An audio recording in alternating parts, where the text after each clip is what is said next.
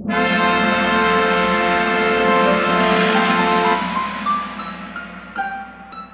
welcome to Two Movie Guys and a Girl. We're reviewing Trainwreck with Amy Schumer, Bill Hader, Brie Larson, LeBron James. The story is about a girl who is a bit of a... Trainwreck? Oh god. She drinks a lot, she does a lot of drugs, and she, let's say, entertains several gentlemen in her times.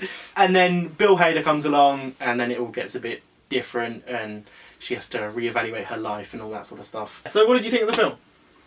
I mean, this is coming from someone who is not the biggest rom-com fan, and I think I liked it towards the beginning. I think then the second half really started to lose interest for me personally. You're not a big fan of rom-coms? No, I'm not. I like them quite a bit. I don't like the really smushy ones. This film relies a lot on the comedy aspect. I think the thing with the comedy is that with Amy Schumer being so popular these days, I think at times it sort of feels like she's saying these things which almost feels like it could work in like her stand-up routine. Like she looks at a gentleman's penis and says it's like Game of Thrones.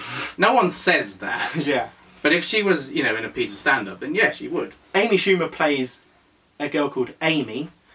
So they didn't push too far, and she is kind of just playing a version of herself. It was written by Amy Schumer, so it's kind of very heavily based on what her own life is. Her character certainly fits with Amy Schumer's personality, at least in the media, for being a sort of risque, very modern woman who plays on taboo subjects in terms of what women are supposed to say, but I think it's brilliant. Bill Hader plays the main love interest. What do you think of him? He does his job. At times it almost seems like he's too nice, I guess, in a way. I think his character has a few problems in terms of the depth of it. He's kind of just the nice guy. He doesn't really do much about it, again, until later on. But I thought his performance was very good. He plays a very good, likeable guy. He's very relatable, I think. And the humour is... He's very good at humour, so he pulls that off perfectly. This film has LeBron James in it. And yeah, what did you think? By far, my favourite part of this film is LeBron James. You could be in the whole film, and I'd say that he wouldn't be in it enough.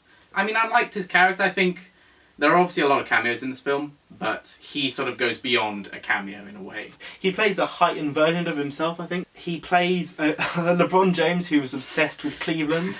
And also he's even despite him being extremely rich, he's very cheap. I mean, the scene where they're counting up who owes what and how he left his wallet in the car and all that is brilliant. Like, I don't know whether there should have been more of him, because I thought he was good in what he had, but I thought it was a very good performance. I mean, it's LeBron James, he's a basketball player, really. I wouldn't expect someone like NBA superstar LeBron James to come out of the woodwork with a good performance as a comic character, so props to him. It is a rom-com, so there are some emotional points in it. What did you think? You sort of look at how the film starts off with her being a train wreck, and you sort of see that, oh, there's this guy who maybe can change that, and I think from that point it all just gets a little bit predictable. It's sort of almost like a play by numbers, at least towards the end anyway, I think. Yeah, I think it definitely plays to the rules of what a rom-com is. What's more important about the film is how it handles the scenes, in terms of how it uses comedy to make them entertaining, the way they deal with getting through all the trials and tribulations to get to that happy ending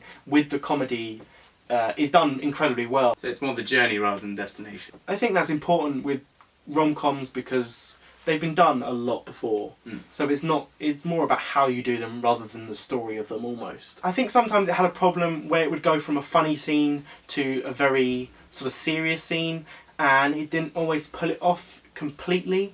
I think it did a good job, but it could have been better in terms of weaving some of the comedy throughout the serious scenes. I think that ties in how, for me, it's a bit long, like it's 2 hours long, and I think if it was maybe half an hour shorter, and if some of the elements were maybe sort of toned down, maybe it really focused on certain sort of core story arcs within it, then it may have been a bit more of a streamlined film, at least for me. I'm going to give it an 8.2. I thought the comedy was actually really good in it.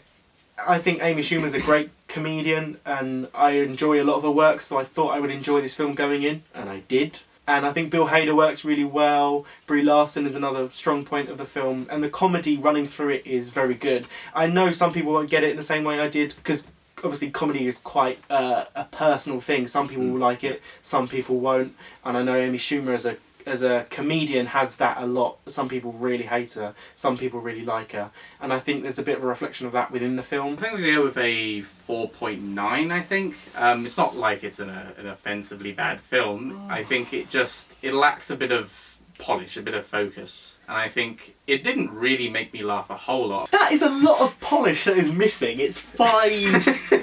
almost 5 points of polish. That's what you're saying? Yeah, I am really harsh with my film rating. I could tell I was laughing more than most people in the cinema. I mean, there was only 4 people in there, including us. Yeah, you were laughing the most. But I laughed the most throughout the whole film. And you didn't really laugh that much at all, which I can kind of understand why now you've given it 4.9. So that's what we thought of it.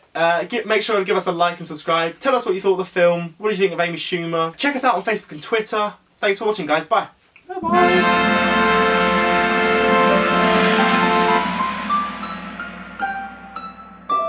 At the very least, this film is not a train wreck.